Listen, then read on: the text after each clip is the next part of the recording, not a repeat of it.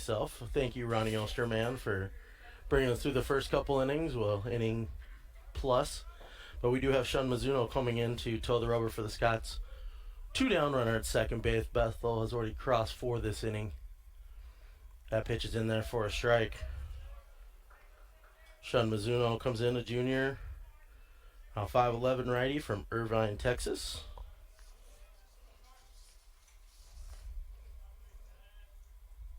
And he checks the runner, now delivers.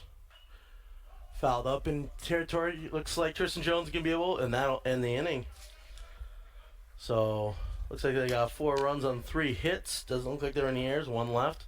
So I got to come in for 2 pitches, and I will be back to bring you the bottom of the second. 5-0 Royals.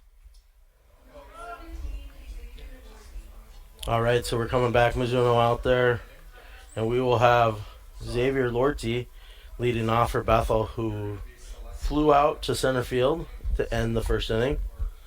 The lefty's in there, swings at the first pitch, up the line, spins foul, and Bowman's going to touch it, foul territory. And so it'll just be a short strike one.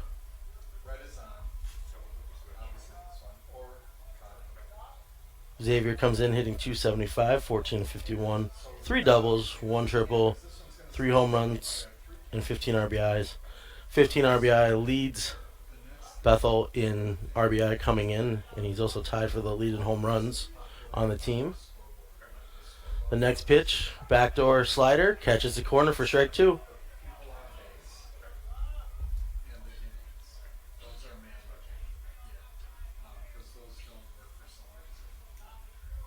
Mizuno works exclusively out the stretch, so he gets a sign, comes set.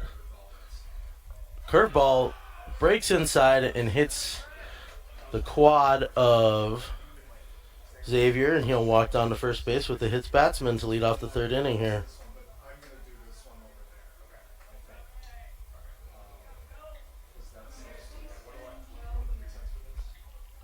So that'll bring up number 16, Joe Muir, the right fielder. He reached on a walk last inning and then was caught stealing. Swings through that for strike 1. Muir comes in hitting .245, 13 of 53, 2 doubles, 1 triple, 3 home runs, tying Xavier at first base, who also has 3 home runs for the Royals. Next pitch, breaking ball breaks in for a strike, and we go to 0-2.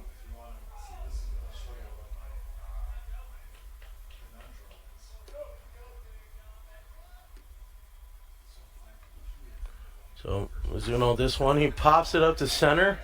Long run for Waddell. He's able to camp under it, takes a look at the runner at first.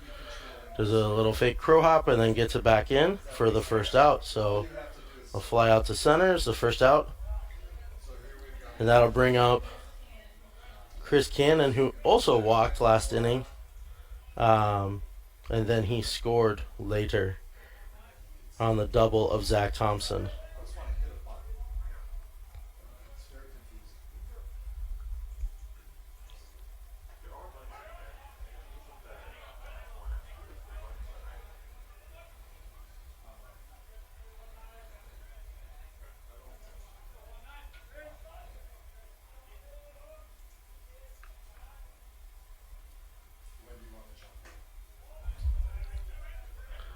Second pitch misses, so we go to a 1-1 count.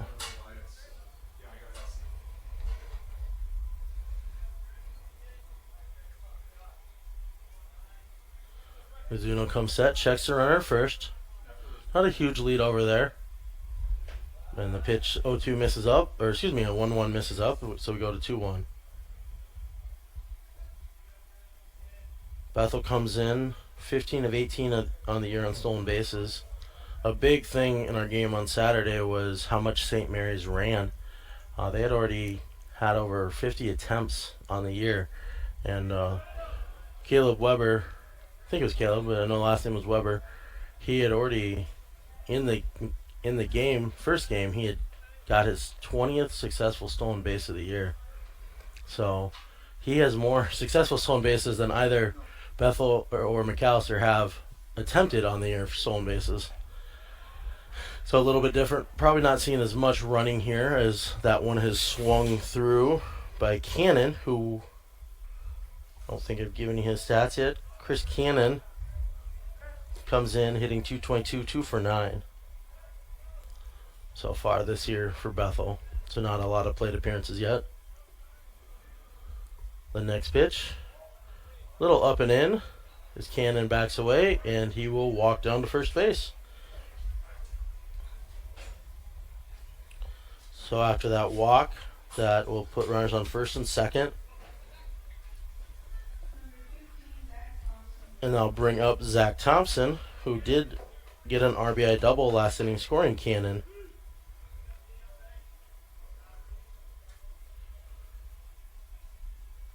Mizuno checks the runner. Delivers a fastball, just missed. Bowman definitely thought that was a strike. And the umpire kind of hesitated, but then called ball. He probably just mispronounced it. He probably wanted to call it a strike.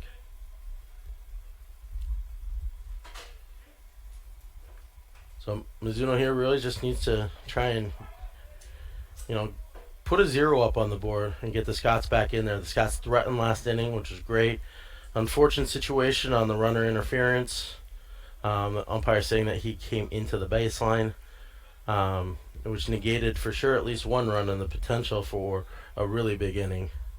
Off speed that time misses after he had broke the previous curveball over for a strike, and so we go to a 2-1 count.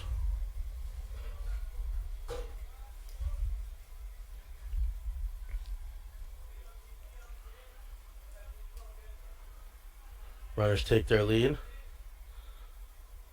Fastball must have missed up. Then we go 3-1.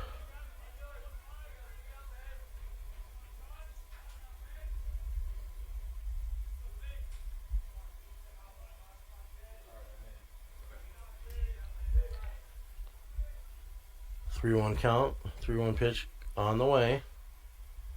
Misses up and another walk. So as Ron was talking about when I came into the press box here, it's one thing the Scots pitchers just, they can't give a good offensive team like Bethel a bunch of free passes.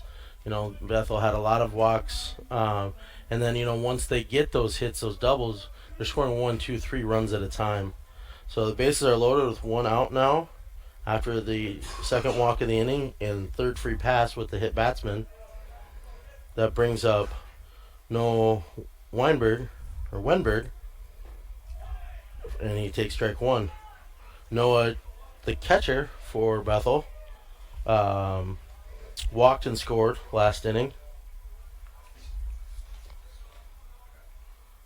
Wenberg comes in hitting 237, 9-38 on the year, 1 double, 1 home run, and 5 RBI.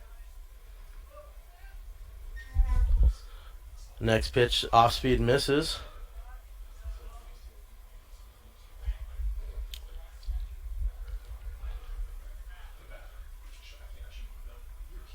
I like it how the only 2 Scots without long sleeve shirts underneath are the pitcher and the catcher. Looks like Mizuno does have an arm sleeve on his throwing arm, but it's not that cold out. That one hits off the backstop, comes out almost like a bunt. Mizuno fields it, but the runners can't really go anywhere with a short backstop here. Kind of surprised the umpire didn't want to take a look at that ball after that ricocheted hard off the backstop, but we'll see now. It's a 2-1 count. Mizuno checked. Ball's still round. Still the proper number of stitches. And he's just going to toe the rubber and try and bring this 2-1 pitch in there to get something. Maybe a double play here to get out of the inning or something where it's an easy play for his defense. Pop up to center. Waddell's coming in. He's trying to set it up. Let's see where he takes his throw. He's going to throw it into home, but for some reason the runner, even though it was thrown in towards second base, he didn't advance, but it was a sac fly off the bat of Weinberg to bring in yet another run and increase the lead for the Royals to 6-1. So they matched the Scots getting that run last inning.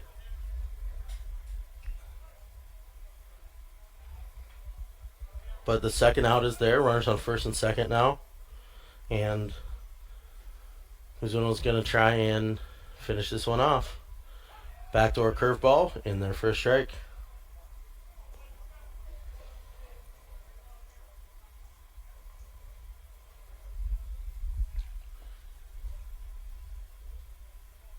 So Mizuno checking. And now delivers. Fastball fouled back off the German house.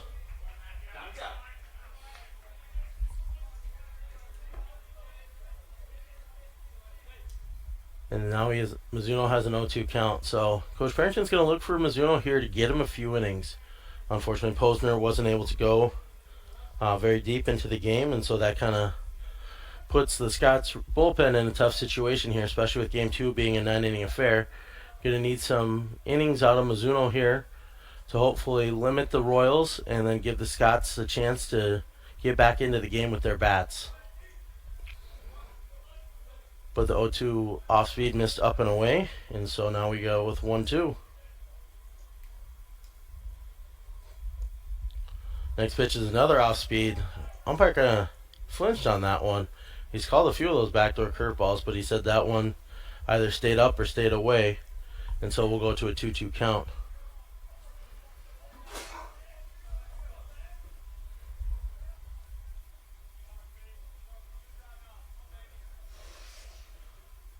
Mizuno delivers. Hit to right center.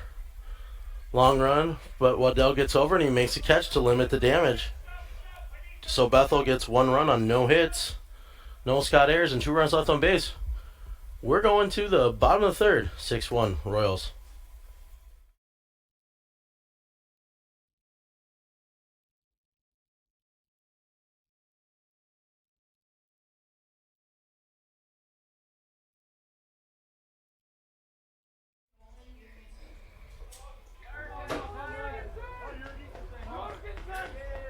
All right, we're back.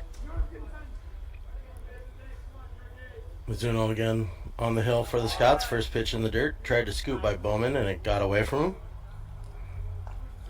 Up for Bethel is Nolan Jorgensen, the second baseman.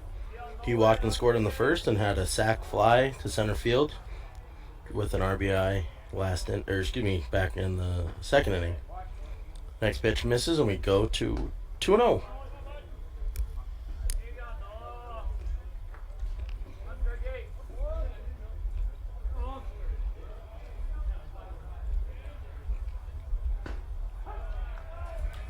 Third pitch is in there for a strike, so we go to a 2-1 count.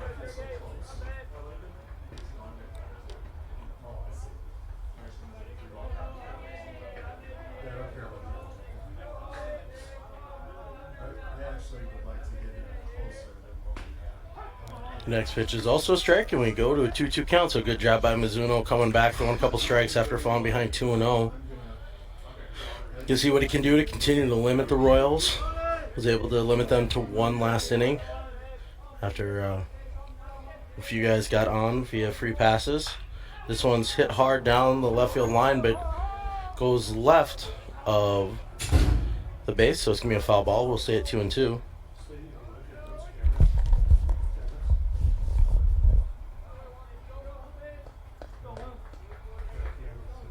So Mizuno again on the stretch. And delivers. Fastball swung through, just tipped. So we're going to stay at 2-2. You confused me. You said you wrote the numbers in for the RBI? You wrote the positions. Oh, okay. I was like... Well, it was like 7. Does he mean position 7 or the 7-hole hitter? Next pitch. It misses, so we go a full count.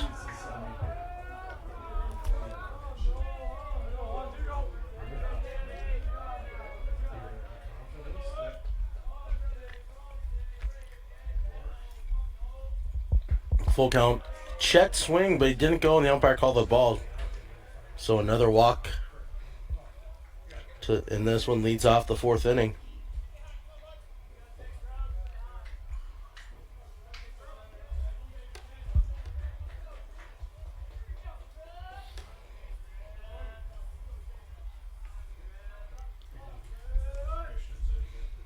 Off speed in the dirt. Bowman blocks it, but a good down angle read by Jorgensen. So he gets to second base on a wild pitch.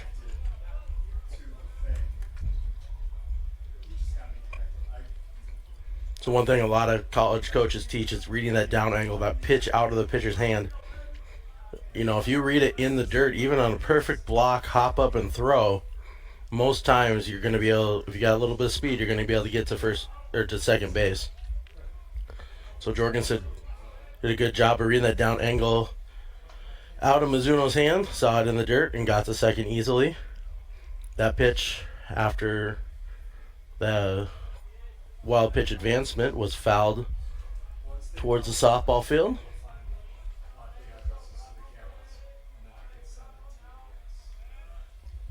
Now Mizuno delivers. Fastball in there for a strike. We go to 1-2.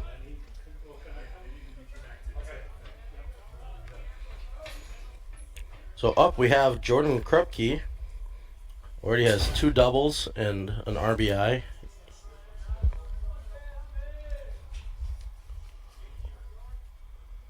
Off speed now is hit to left field. Mackay over. Or, excuse me, actually, I don't think that is Mackay in. Paulson in there. And he makes the catch for the first out. So coming in and didn't even realize that Paulson was out there in left, even though I had already announced as a bat for you. So apologies. Mackay got both games in left field in the first doubleheader. So with that assumption, I apologize. But that'll bring up Carson Christensen. 0 for 2 so far. This is a soft grounder up the middle, past the diving Gumage. Waddell comes up firing, just going to be cut off by Posner because that run's going to score easily. And so an RBI single on the first hit of the day for Carson Christensen. So Bethel continues to keep the bats going. That is their first single of the game. Everything else has been doubles or reaching base on free passes, walks, or hit by batsmen. So then we'll bring up Xavier Lorty, who was hit by a pitch and came around to score. So he takes strike 1.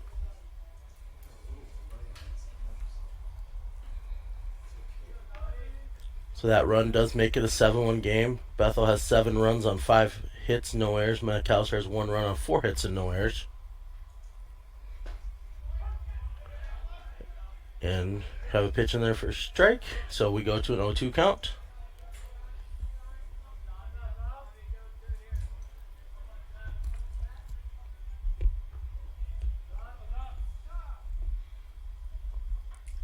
Zuno checks the runner, delivers. Hard hit off the glove of a diving Posner. The runner is going to try and get to third. A good throw would have had him, but it's a little bit offline. Good job by Tristan Jones getting over, finding the ball through the sliding runner and fielding it so it doesn't get away and allow the runners to continue to advance. But I think I even heard the third base coach yell, "Stay." But Christensen had his head down running as soon as it got past Posner. So another single, back-to-back singles, and the threat continues for the Royals with runners on first and third. I'll bring up Joe Muir. Walked, caught stealing, and also flew out to center. First pitch swung on.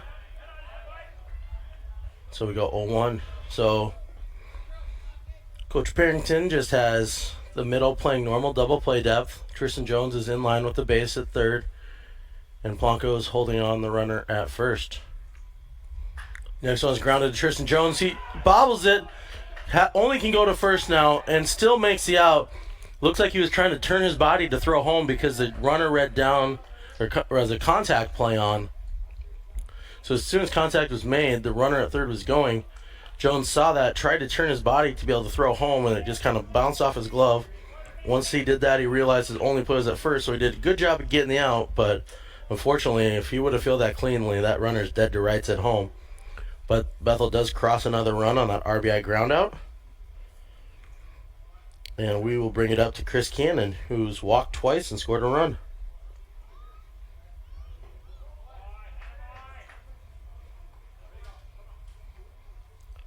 Jones did a good job of staying with that and making that out. So runner at second now with 2 outs. 2 runs across this inning, making it an 8-1 ball game.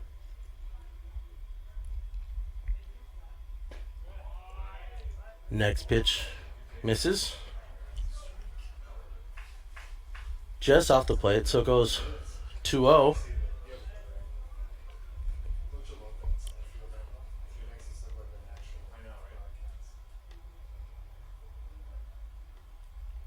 So Mizuno delivers a 2-0, misses up and in, and we go 3-0. So at this point, most college coaches' philosophy is, you can't make you got to make a good pitch here. You can't just throw it right down the middle, because it's really not a big deal walking him in this situation, because it does put a force at every base for the next hitter, and the next hitter that comes up is their 8-hole hitter. So he misses there, does walk him on 4 straight pitches, and like I said, really not that big a deal, because it actually makes it an easier defensive play in this scenario. With if the fielders can field it cleanly, they can just go to the closest base for the force out.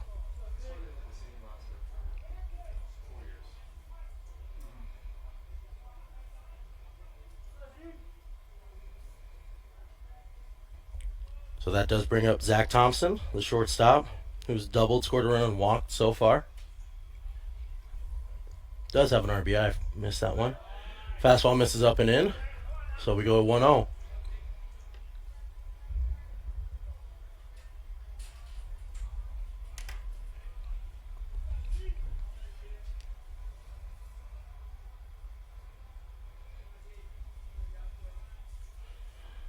So the 1-0 pitch about to be on the way.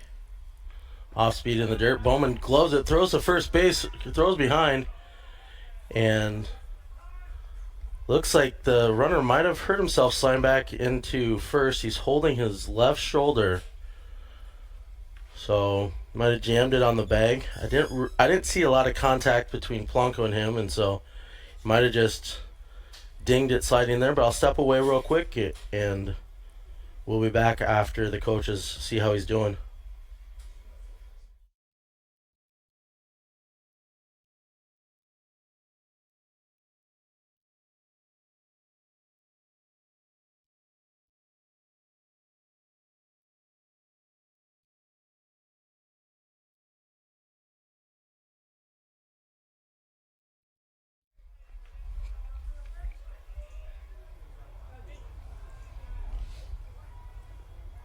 All right, it looks like he's okay. Maybe just kind of stopped short of the bag there. Kind of didn't slide cleanly. It has rained a lot, so it's not the normal dirt that you're used to sliding in. This one's hit down the line. That's going to hook foul. About 8 feet foul as it hits 2/3 of the way up the chain link monster.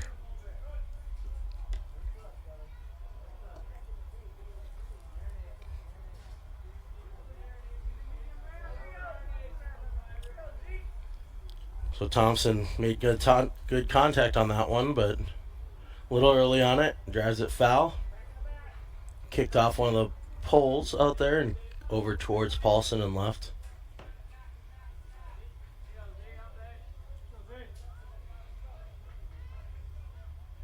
Mizuno checks the runners. Off speed, way up. We go to 3-1 count.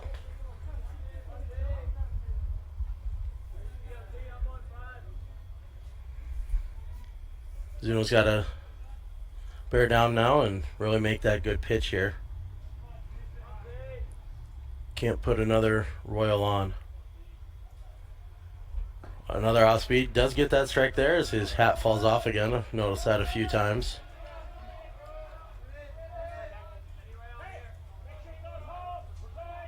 So hear both teams talking. The runners will be going 3-2, 2 out.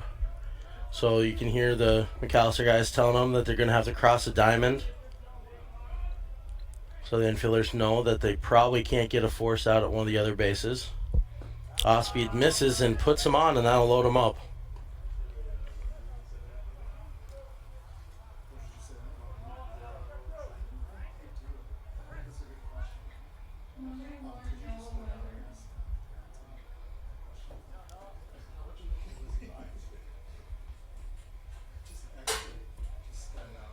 So another walk is really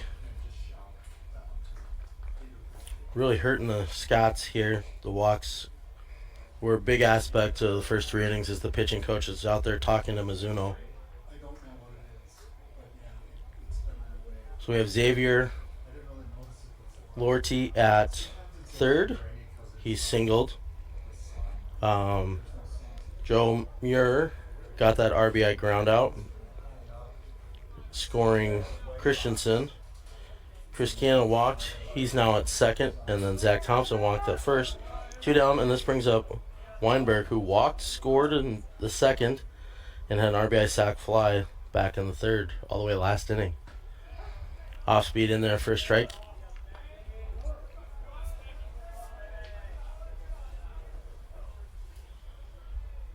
Eight-one ball game. Royals have the lead over the Scots.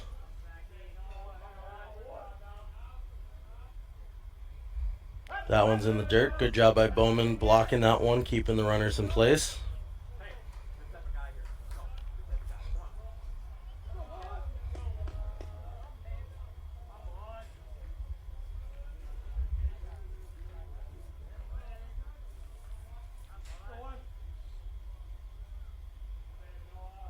Zuno focusing on the hitter out the stretch. Fastball in there. 1-2.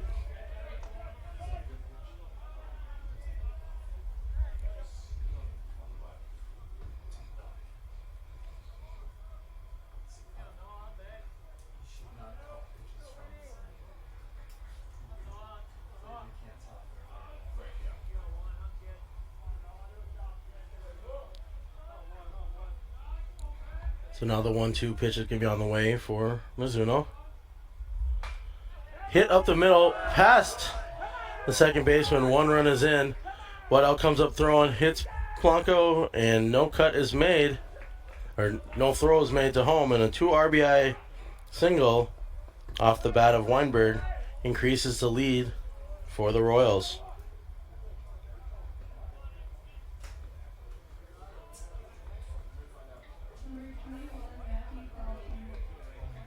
So that scored Lorty and Cannon. And Thompson advances to second.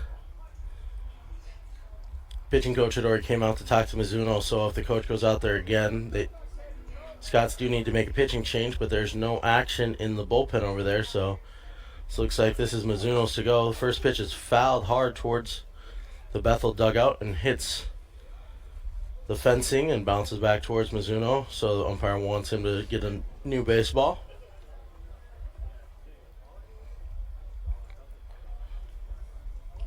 This is Matthew Carlson. Walked and doubled, scored a run and an RBI.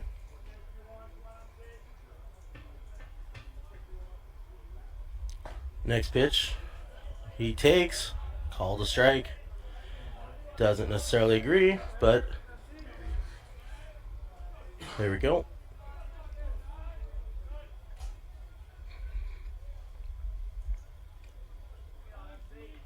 So now 0-2. Mizuno going to try and make a pitch. Off speed in the dirt.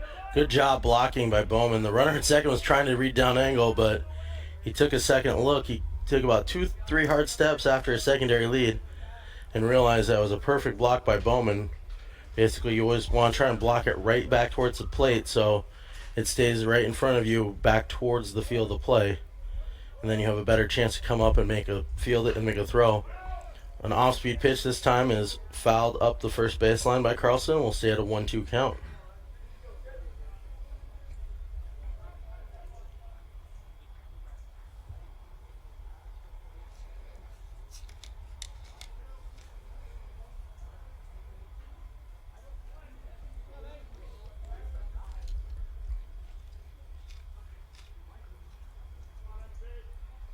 Zuno has the sign, checks the runners, and delivers. Just misses, looks like low and away.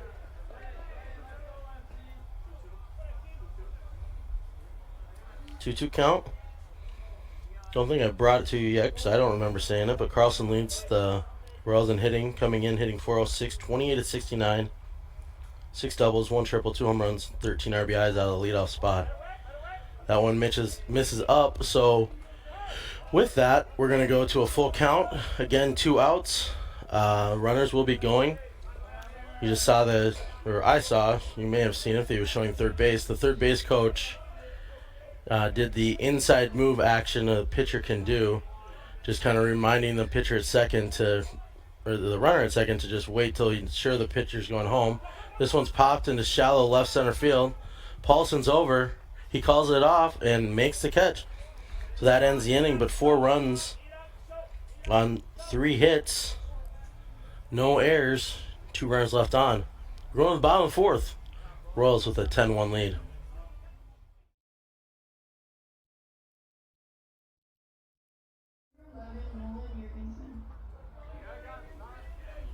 All right, we're back after the Scots are able to score 3. Mizuno back out there on the hill. First pitch swinging through the 3.5 hole for a single.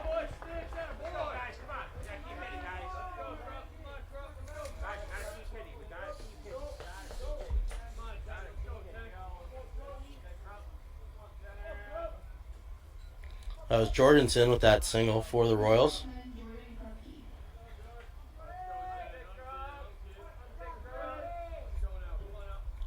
Hey, Corey, what did Carlson do to end last inning for the Royals, their leadoff hitter? No worries.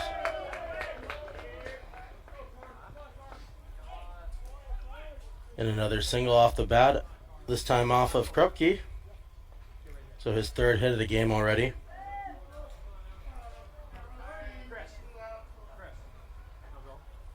Thank you.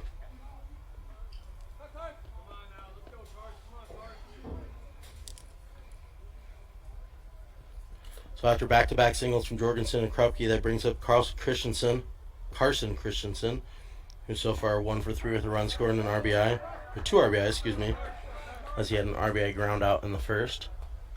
Takes strike 1 from Mizuno.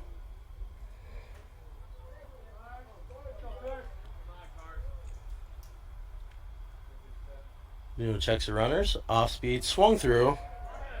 We go to strike 2. Aggressive attack there by Christensen.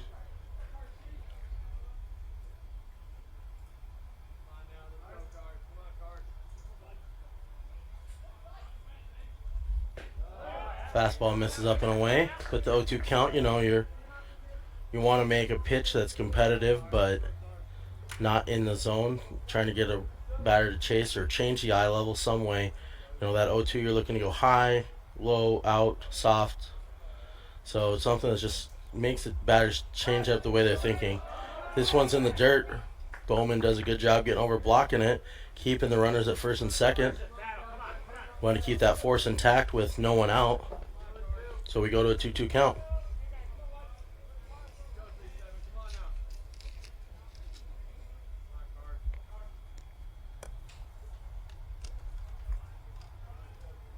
Zuno checks the runners.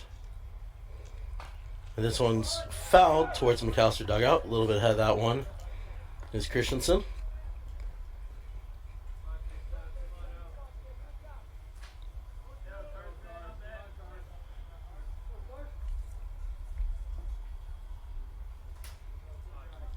So Bethel trying to answer back as McAllister chipped into the lead last inning. Jess misses with the 2-2 and we go full.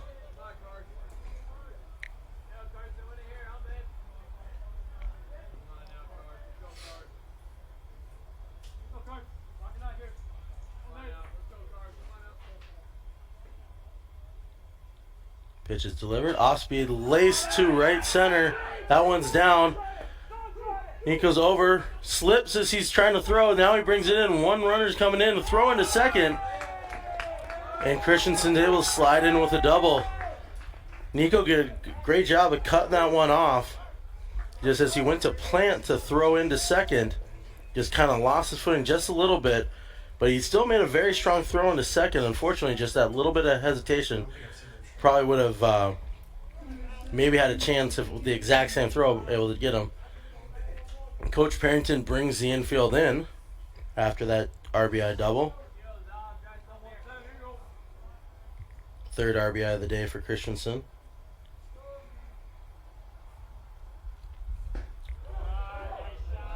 Pitch is check swing.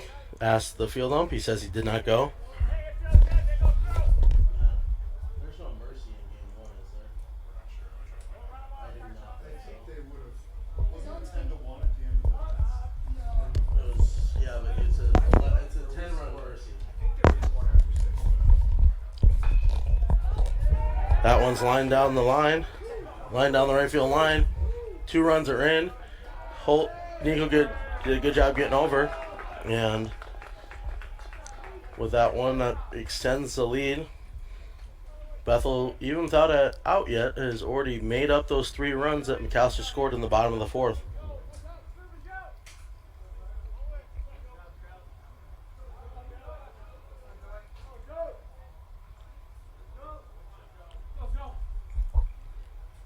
And Mizuno now is facing Joe Muir.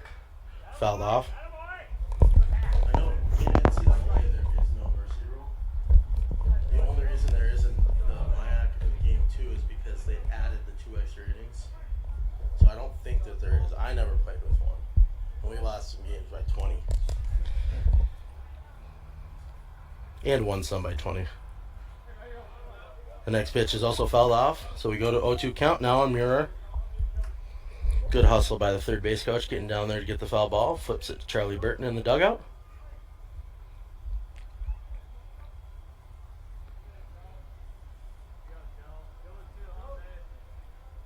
Mizuno now checks the runner.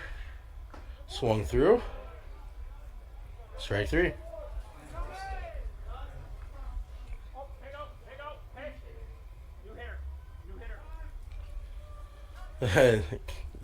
New hitter coming in. The guy didn't report. So that's going to be number 2, John Solfest. Graduate player. He's a pitcher and fielder. Righty from Shoreview, Minnesota. Solfest comes in 2 for 15, 133 on the year, 1 double of the 2 hits.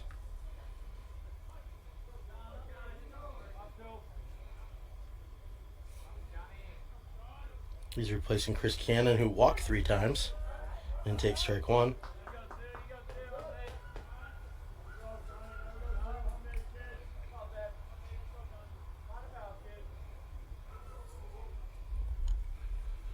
So Solfest in his first plate appearance here hits a single or shot to right. Nico's going to play on a hit and a hit for Solfest. Continues the inning with 1 down. Runners now on first and second.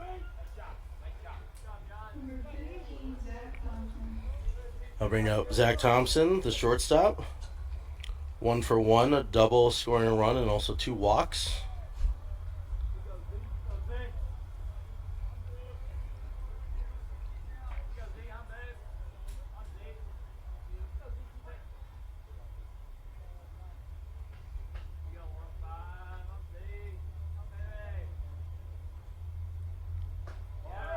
Pitch misses. We go 1-0.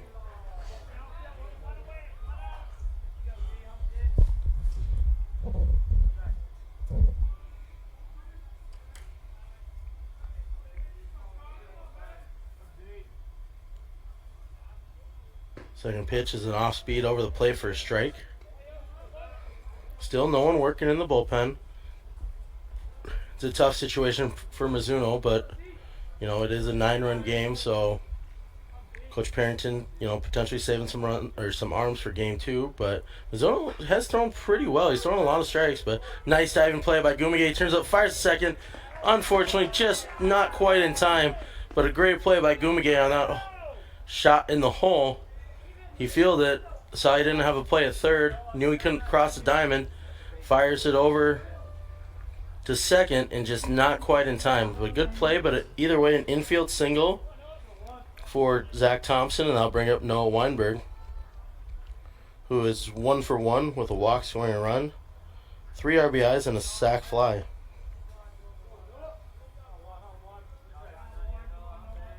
Trying to really extend this game out. Off speed misses. 1 down, bases loaded. Coach Parrington leaves the infield back. They're going to play for a double play here. Looks like Planko, as I have been pronouncing it wrong so far this game, is in at third on on first, and Tristan Jones is in at third. So at first base, he's probably going home with it. At third, Tristan will read it, whether it's easier for him to go home, touch third, and throw across the diamond, or just the traditional double play up the middle. But if it's a grounder up the middle, you're going to see McAllister's infield, Gumage and Kong trying to turn it up the middle. Pitch misses a little inside as when Winberg kicks his legs back to avoid getting hit. And we go to a 2-1 count.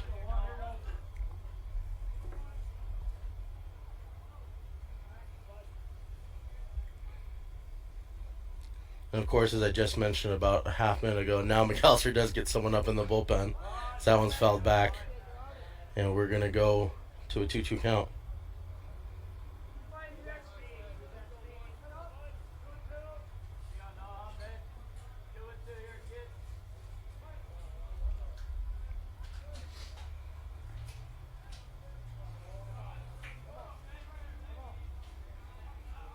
Zuno has it, delivers, off speed.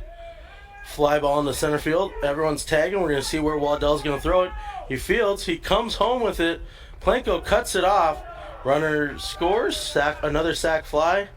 And then also Solfest, is able to get from second to third. So the second sack fly of the game for Winberg in his fourth RBI.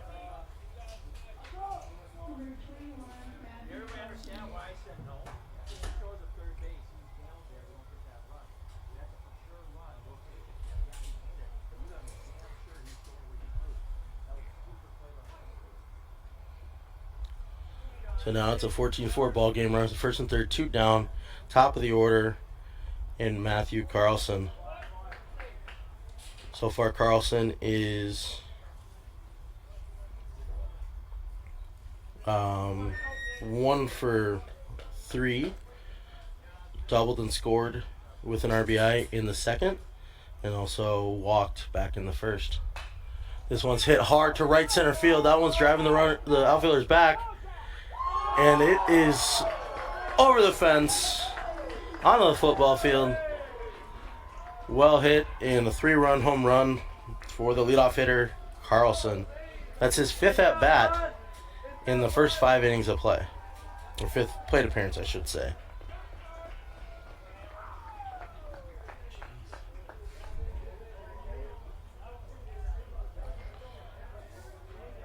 And Bethel actually has now rolled over, and this will be Jorgensen's second at bat of the inning as he led it off with a single, came around to score.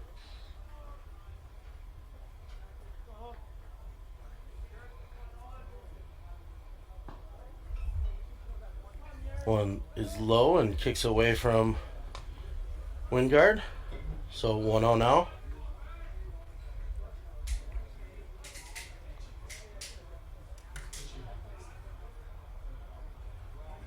Mizuno this time delivers a line drive into shallow right center. It's going to bounce in front of Waddell, who again slipped a little bit, getting Jorgensen potentially thinking about going to second, but Waddell gets up. Looks like he's okay after he threw the ball in. And so another hit for the Royals. Royals now have 17 runs on 15 hits, 4 runs for the Scots on 8 hits.